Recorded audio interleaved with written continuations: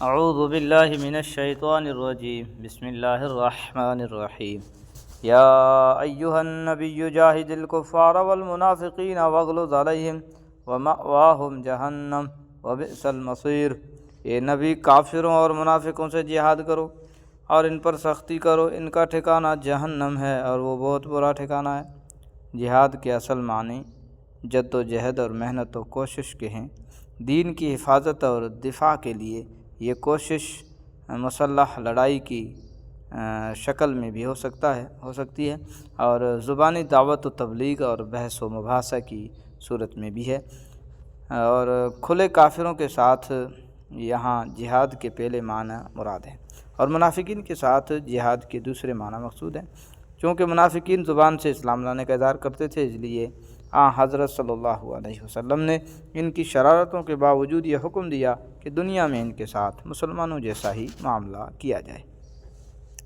اس لیے ان کے ساتھ جہاد کا مطلب زبانی جہاد ہے، اور ان پر سختی کرنے کا مطلب یہ ہے کہ اول تو گفتگو میں ان کے ساتھ کوئی رعایت نہ برتی جائے، اور دوسرے اگر ان سے کوئی قابل سزا جرم سرزد ہو تو انہیں معافی نہ دی جائے۔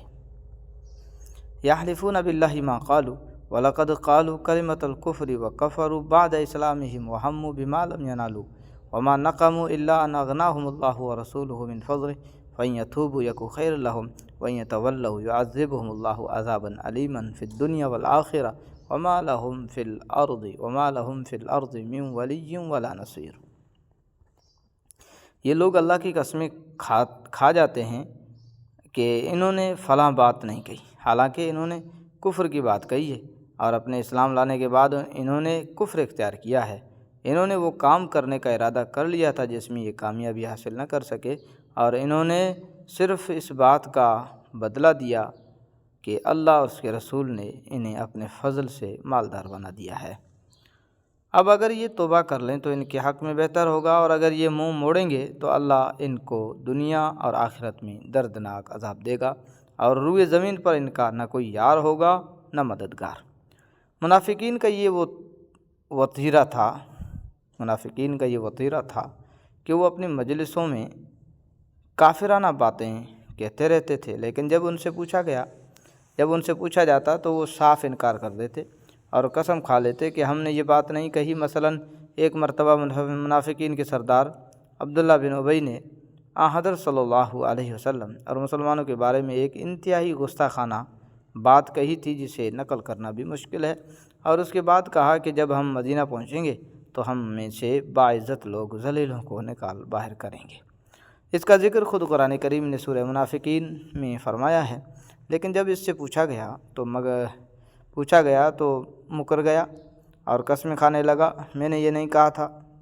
مراد یہ ہے کہ اگرچہ دل سے تو وہ کبھی اسلام نہیں لائے تھے، لیکن کم از کم زبان سے اسلام کا اقرار کرتے تھے۔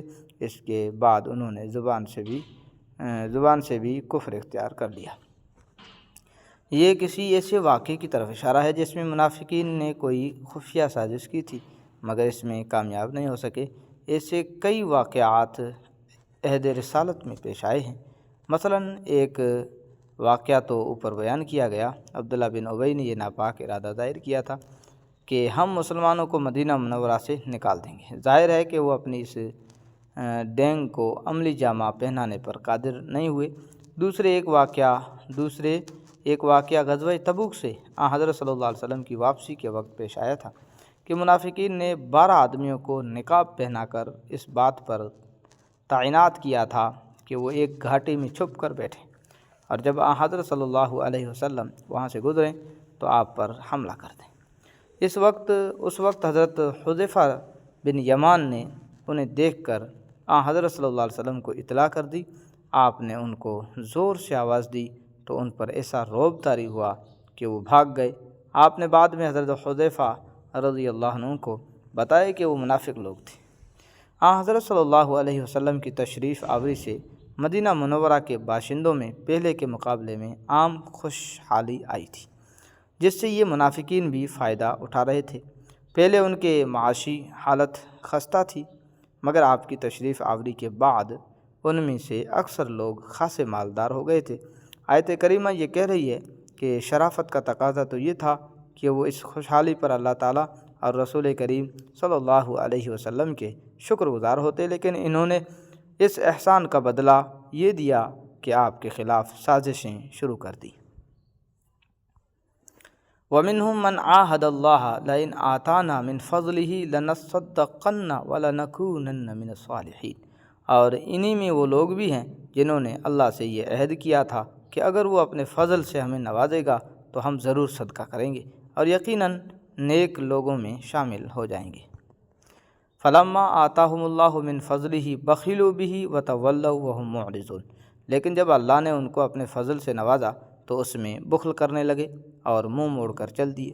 حضرت ابو امامہ رضی اللہ عنہ کی ایک روایت میں ہے کہ ایک شخص جس کا نام ثعلبہ بن حاطب تھا حضرت صلی اللہ علیہ وسلم کی خدمت میں حاضر ہوا اور درخواست کی کہ آپ میرے لیے مالدار ہونے کی دعا فرما دیں۔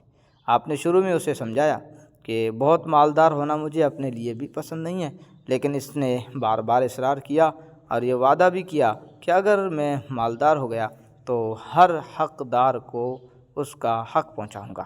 کہ آپ نے اس موقع پر حکیمانہ جملہ بھی ارشاد فرمایا کہ تھوڑا مال جس کا تم شکر ادا کر سکو اس زیادہ مال سے بہتر ہے جس کا شکر ادا نہ کر سکو۔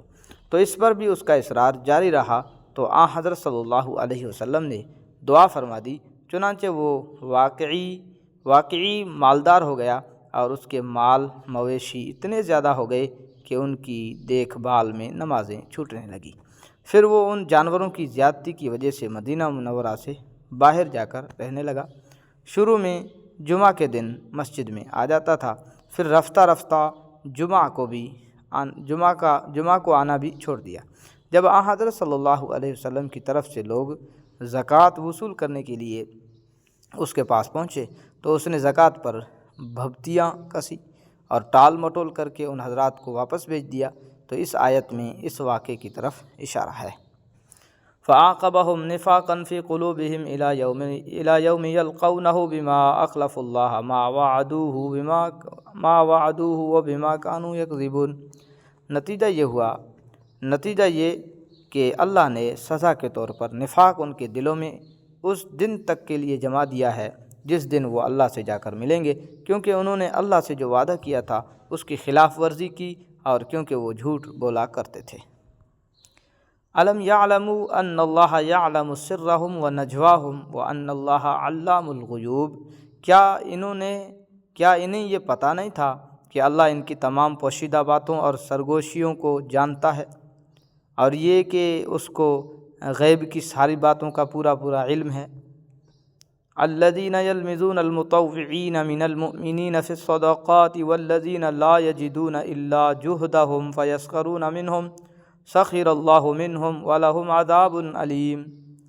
یہ منافق وہی ہیں جو خوشی سے صدقہ کرنے والے مومنوں کو بھی طعنے دیتے ہیں اور ان لوگوں کو بھی جنہیں اپنی محنت کی آمدنی کے سوا کچھ میسر نہیں ہے، اس لیے وہ ان کا مذاق اڑاتے ہیں۔ اللہ ان کا مذاق اڑاتا ہے اور ان کے لیے دردناک عذاب تیار ہے۔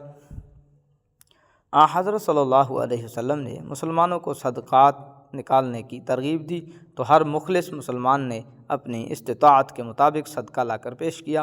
منافقین خود تو اس کار خیر میں کیا حصہ لیتے، مسلمانوں کو طعنے دیتے رہتے تھے۔ اگر کوئی شخص زیادہ مال لے کر آتا تو کہتے یہ تو دکھاوے کے لیے صدقہ کر رہا ہے، اور اگر کوئی غریب مزدور اپنے گاڑے پسینے کی کمائی سے کچھ تھوڑا سا صدقہ لے کر آتا تو منافقین اس کا مذاق اڑاتے اور کہتے کہ یہ کیا چیز اٹھا لایا ہے، اللہ اس سے بے نیاز ہے۔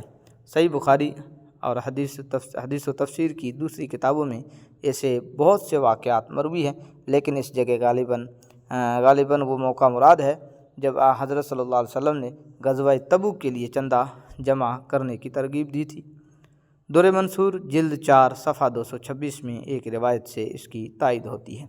اللہ تعالیٰ یوں تو مذاق اڑانے سے بے نیاز ہے، لیکن اس سے مراد یہ ہے کہ اللہ تعالیٰ ان کو مذاق اڑانے کی سزا دے گا، اور اللہ تعالیٰ کی طرف مذاق اڑانے کی نسبت محاورتاً کی گئی ہے، جسے عربی قواعد کی روح سے مشکلات کہا جاتا ہے۔